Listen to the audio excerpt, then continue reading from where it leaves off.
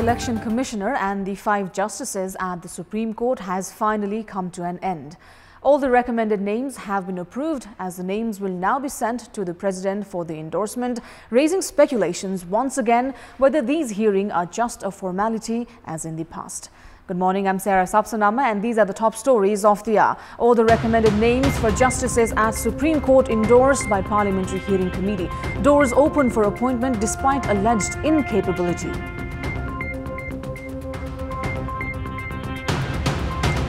Foreign diplomats make unwarranted comments on internal affairs of Nepal. Government spokesperson says Nepal able to solve its issue on its own. The 448-page redacted document collated by Special Counsel Robert Mueller clarifies that there was no criminal conspiracy between US President Trump's campaign and Russia. And President Vidya Devi Bhandari officially inaugurates the 8th National Games at Mahindra Stadium in Nepalganj. The 8th National Games officially kicks off. The Parliamentary Hearing Committee yesterday granted approval for the appointment of justices at the Supreme Court without adequate investigations on their alleged involvement in financial irregularities and capacity. This comes at a time when the proposed judges had failed to answer many questions raised by the lawmakers during the hearing. Manoj Sharma, who had reached the committee for the parliamentary hearing, was questioned about his credentials. Proposed Judge Manoj Sharma, who has barely attended the courts and is a relative of former Chief Justice Damodar Sharma, struggled to furnish satisfactory answers to the question of the parliamentarians. Despite the requirement of a minimum of 15 years of legal service or adequate reputation in the judicial sector, Sharma does not meet either of the standards. He also does not qualify for the 5-year service as a judge at the High Court, since he was an additional judge for 2.5 years. Likewise, Judge Prakash Dhungana had faced serious allegation of financial irregularities. However, the members of the committee did not pay attention to Dhungana's clarification, nor did they hold serious discussions on proposed judges Kumar Regmi and Hari Fuyal. The committee did not realize any need for investigation on the allegations and endorsed all the 5 names yesterday. The parliamentary hearing was provisioned in the Constitution so as to prohibit disputed and unqualified figures reaching the judiciary ranks as justices. However, the endorsement of the disputed individuals and those failing to meet qualifications being given opportunities to become justices without any investigation has raised serious questions over the credibility of the committee itself. A number of representatives of donor agencies and envoys expressed their keen interest on the state of good governance in Nepal, citing the findings of last week's report of the Auditor General. Foreign diplomats have been expressing their common concern regarding the affairs of the peace accord. Analysts are of the opinion that such concern of foreigners in Nepal's internal affairs is unnatural.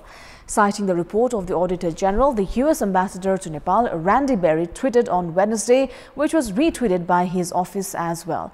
Such an expression, despite being based on the factual irregularities in spending the development budget in Nepal, is not considered appropriate coming from a foreign diplomat. This is not the first instance where an envoy from diplomatic mission has issued a comment and criticized the internal affairs on par with a native political figure. Prior to this, heads of 9 diplomatic missions, including the American Embassy, had made a joint comment on Nepal's comprehensive peace accord and transitional justice. In an extended form of the same incidents, 5 special rapporteurs of issue-specific committees of the United Nations corresponded with the Foreign Affairs Minister on Wednesday.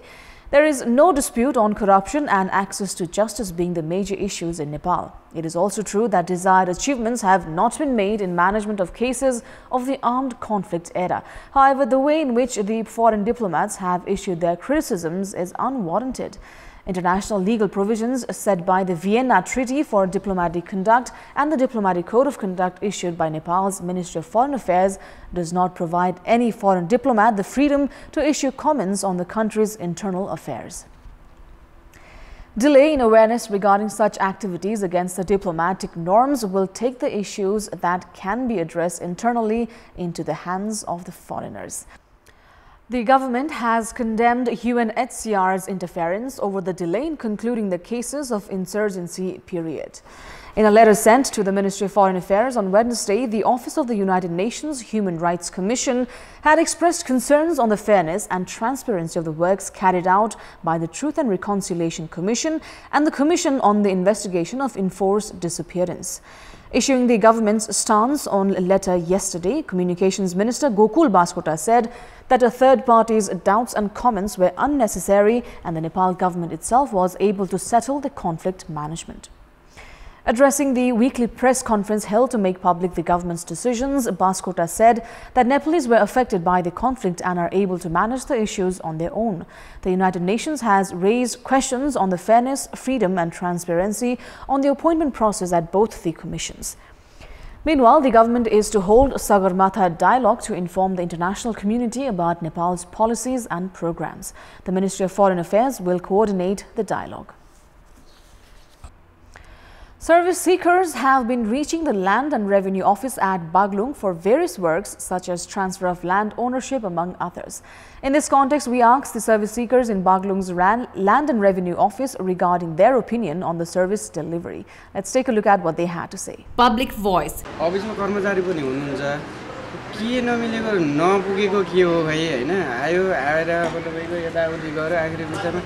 Time lost हुन्छ computer फाट चाहिँ दुईटा मात्रै भएको र काम चाहिँ सबै ओडाका सबै गाविसका कामहरु यहाँ चाहिँ गर्नुपर्ने भएको हुनाले कहिलेकाहीँ एकदमै चाप बढी भएको खण्डमा चाहिँ 2-4 दिन चाहिँ काम साधारण कागज दिएर आउँदाखेरि पनि यहाँ लाग्ने गरेको छ एउटा ठाटमा गयो भने 5-7 वटा काम आइदियो भने उनीहरुलाई दिनभरि नै त्यही दिन्छ कर्मचारीको कमी र नेटको अलिक महसुस गरिरहेको छु त्यसले गर्दा यहाँ अर्को कामहरु चारो बन्ने कामहरु अलि ढिलाइ भएको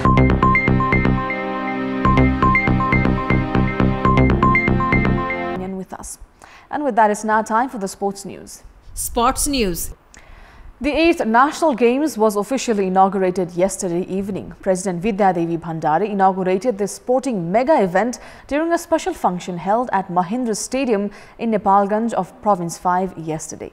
The National Games was officially inaugurated 9 days after it had begun. Minister for Youth and Sports Jagat Bishwakarma, Province 5 Chief Minister Shankar Pokhrel and Member Secretary of the National Sports Council Keshav Bishta also attended the inauguration ceremony. The ceremony was made special by performances that reflected the culture of Province 5. 7 provinces, 3 departmental teams and the team of athletes from the Non-Resident Nepalese Association featured in the march past as well. The inauguration program concluded with a display of fireworks and lighting of the Olympic torch.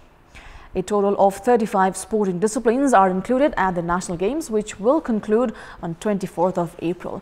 14 of the sports have already been completed.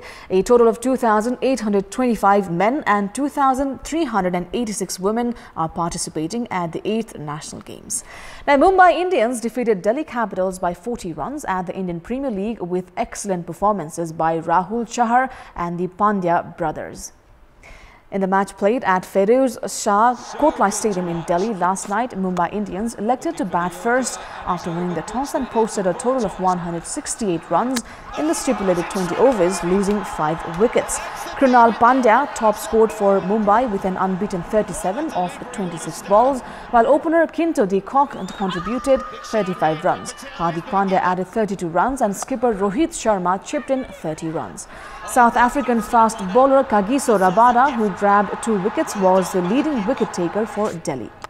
Chasing a target of 169 runs for victory, Delhi managed to score 128 runs in the allotted 20 overs, losing 9 wickets. Although Delhi had a decent start with a 49-run opening partnership between Shikhar Dhawan and Prithvi Shaw, they kept losing wickets at regular intervals.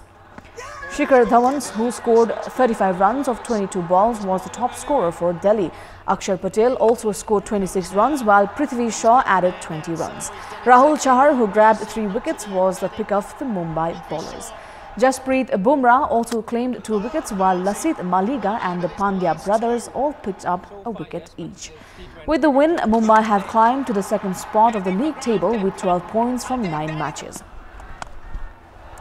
Meanwhile, Delhi dropped down to the 3rd spot after last night's loss with 10 points from 9 matches. Chennai Super Kings are at the top of the Indian Premier League table with 14 points from 9 matches. Tonight's IPL match features a clash between Kolkata Knight Riders and Royal Challengers Bangalore.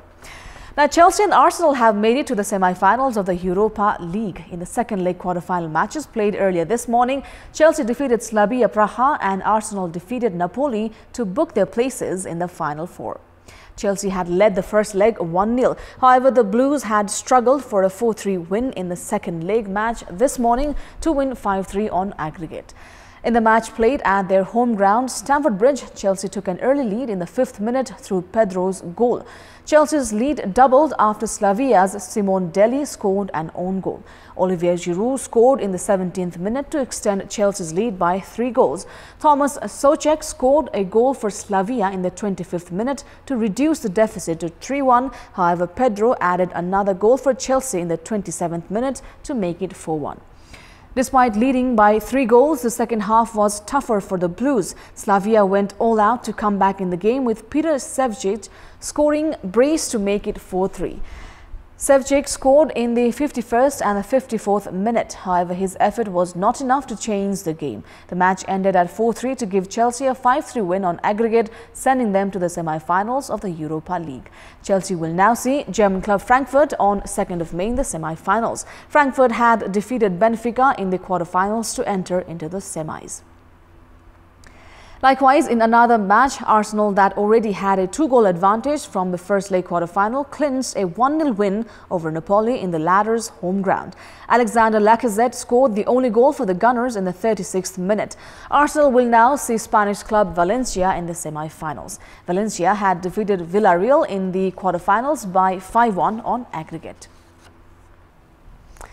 And now, before we wrap up, here's a look at the top stories once again. All the recommended names for justices at Supreme Court endorsed by Parliament Hearing Committee. Doors open for appointment despite alleged incapability.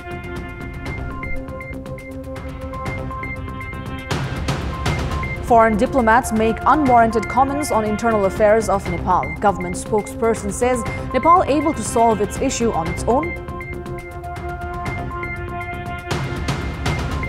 The 448-page redacted document collated by Special Counsel Robert Mueller clarifies that there was no criminal conspiracy between U.S. President Trump's campaign and Russia.